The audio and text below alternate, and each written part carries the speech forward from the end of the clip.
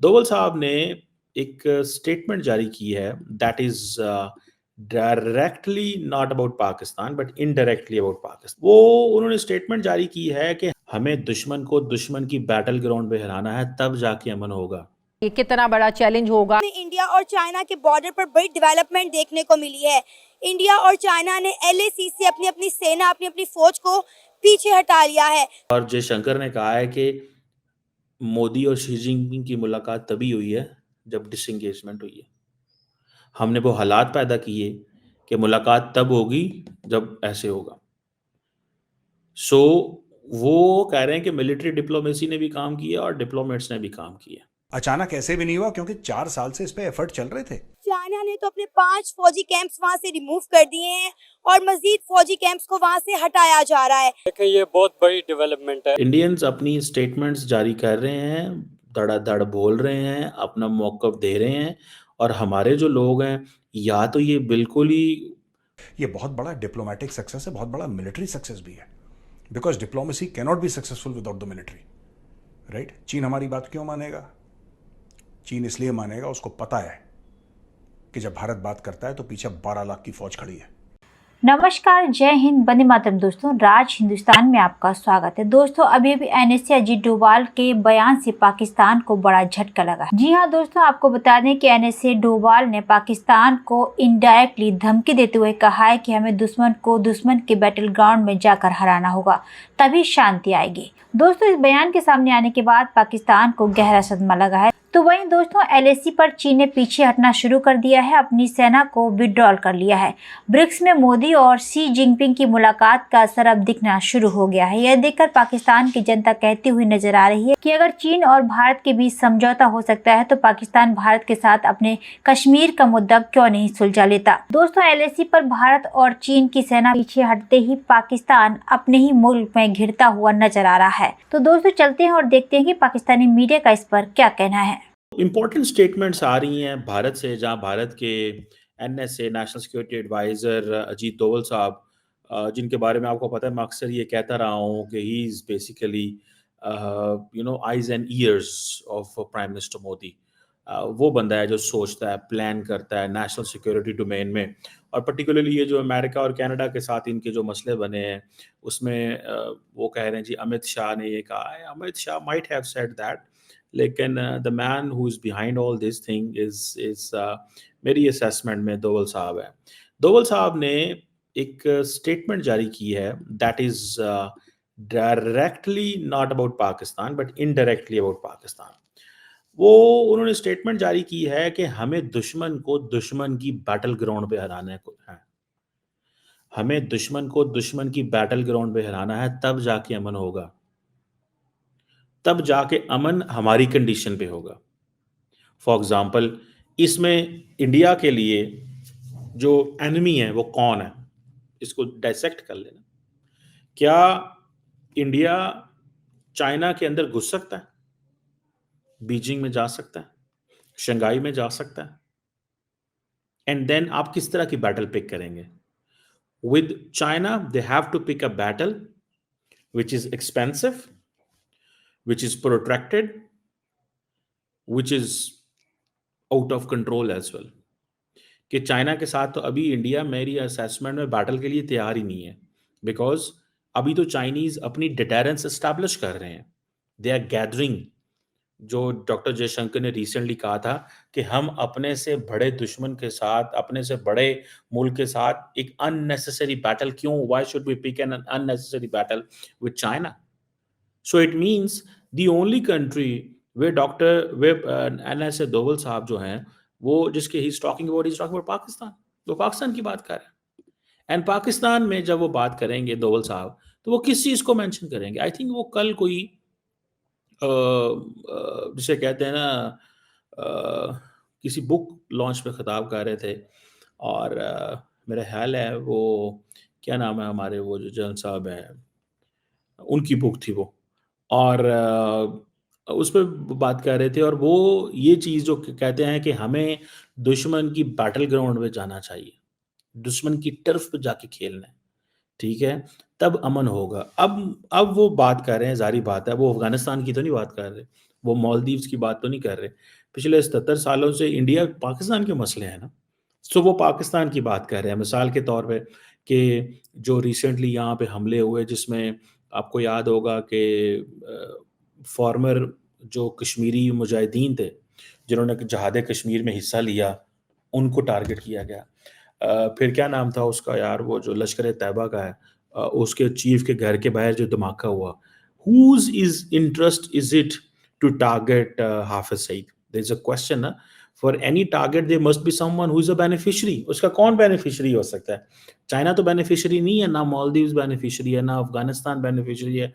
लश्कर तैयबा का हाफिज सईद से तो कोई प्रॉब्लम नहीं, लश्कर तैयबा का तो सारी बात है इंडिया से प्रॉब्लम रहा है। तो क्वेश्चन ये है कि जो दोवल साहब बात कर रहे हैं वो कह रहे हैं दुश्मन के अंदर जाओ। सो इट मीन्स कि target Hafiz Saeed inside the territory, target former mujahideen inside Pakistan, so that the more you engage Pakistan inside the territory, the better it will be for them. Because India ये समझता रहा है for quite many years, हम engage रहे हैं अपनी territory में।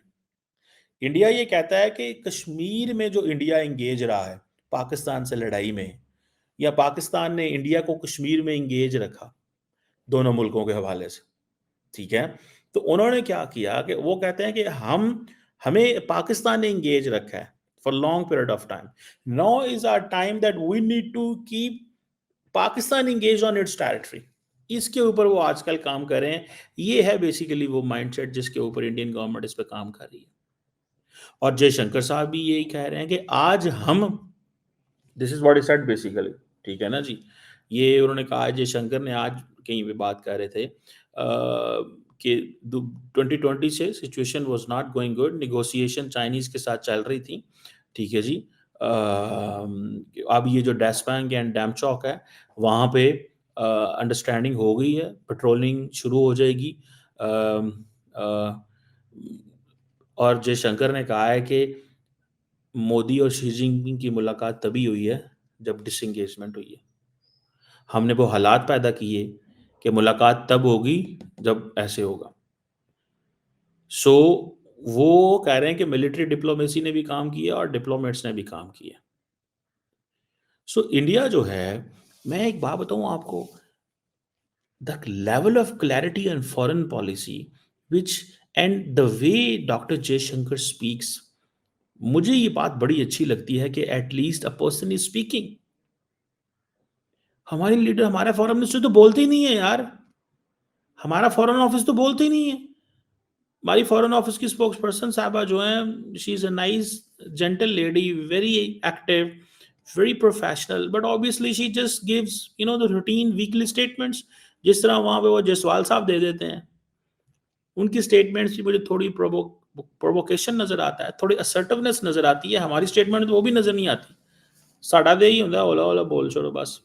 Indians अपनी स्टेटमेंट्स जारी कर रहे हैं, धड़ाधड़ बोल रहे हैं, अपना मौक़िफ़ दे रहे हैं, और हमारे जो लोग हैं या तो ये बिल्कुल ही फिक्स हो जाते हैं फ़लस्तीन पे, इज़राइल के ऊपर, ठीक है।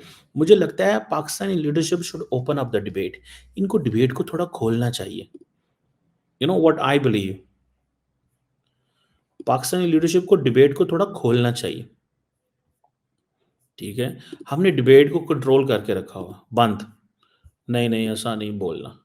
देखिए ये बहुत बड़ी डेवलपमेंट है। अगर आप एशिया को देख लें, एशिया में इस तरह की जो कंट्रीज़ हैं, पाकिस्तान और इंडिया का बहुत बड़ा इशू चल रहा है, इसी तरह चाइना और इंडिया का बहुत बड़ा इशू चल रहा है कश्मीर इशू पे। तो अगर कश्मीर के जो एरियाज़ है जहाँ पे इंडिया और चाइना का जो क्लैश चल रहा है, अगर वो मसला हल हो रहा है तो पाकिस्तान को भी सोचना चाहिए कि वो कश्मीर के ऊपर जो 75 साल से जो हमारा इशू चल रहा है इंडिया के साथ, हम भी इसमें हल कर सकते हैं और हम भी आगे बढ़ सकते हैं।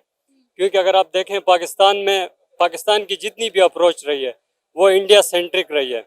हमने एटॉमिक बम बनाया इंडिया सेंट्रिक अप्रोच की वजह से। हम एक सिक्योरिटी स्टेट बने हुए आज इंडिया की वजह से, क्योंकि हम सोचते हैं कि हम जितनी भी हमारी इन्वेस्टमेंट है, हम बजाय एजुकेशन पे खर्च करें, डेवलपमेंट पे खर्च करें, ह्यूमन डेवलपमेंट पे हमारा खर्चा हो, हमारी सारी इन्वेस्टमेंट जाती है मिलिट्री डोमेन में।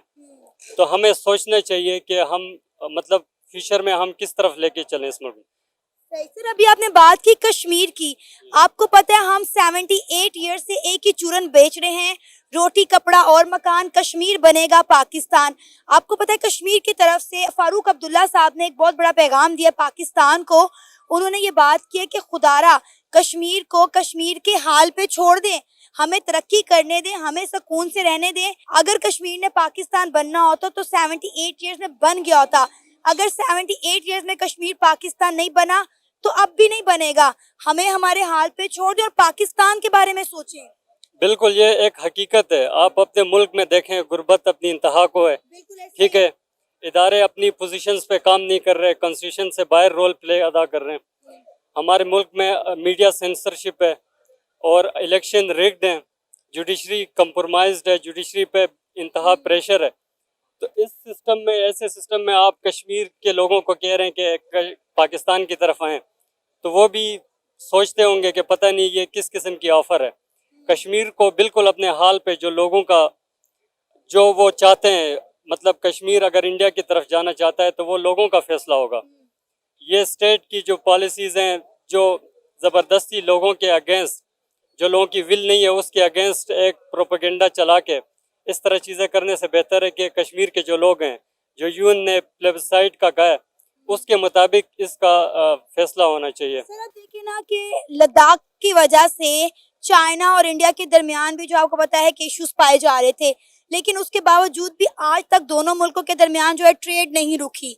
कई हमें इंटरनेशनल फॉर्म पे जो है इंडिया और चाइना एक साथ देखने को मिले हैं, लेकिन आप देख ले कि हमारी चलती चलाती ट्रेड जो थी हमने वो भी बंद कर दी इंडिया के साथ।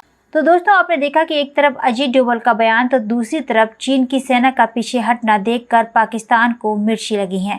आपका इस पूरी खबर पर क्या कहना है, हमें कमेंट बॉक्स में जरूर बताएं। खबर अच्छी लगे तो लाइक और शेयर करना ना भूलें। ऐसी ही तमाम खबरों से जुड़े रहने के लिए आप देखते रहें राज हिंदुस्तान।